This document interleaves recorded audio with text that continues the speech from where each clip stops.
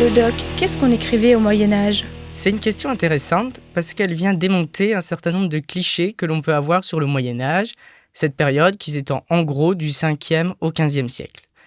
On pense souvent cette période comme une période archaïque, de régression, mais c'est en fait tout le contraire, c'est une période d'effervescence, et ce notamment dans le domaine de l'écrit.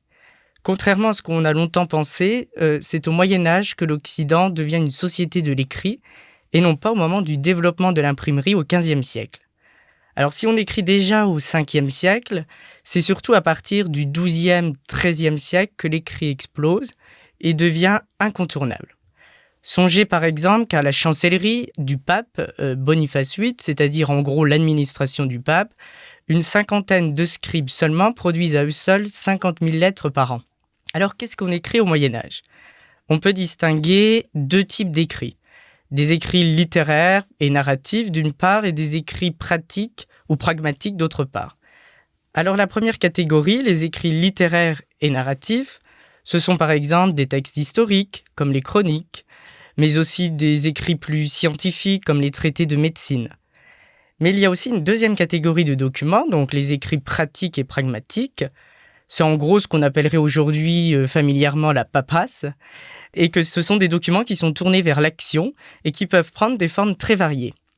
Alors les plus courantes, ce sont des chartes, c'est-à-dire ces documents qui viennent consigner par écrit une décision juridique et qui, pour pouvoir être connus de tous comme valables et authentiques, doivent être authentifiés par des signes extérieurs, comme le sceau par exemple.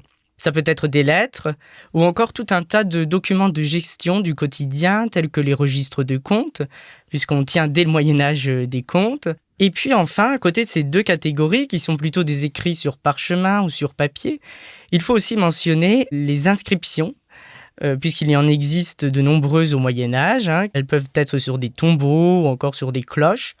Elles sont censées être visibles de tous et ces inscriptions viennent par exemple célébrer la vie ou la carrière d'un individu.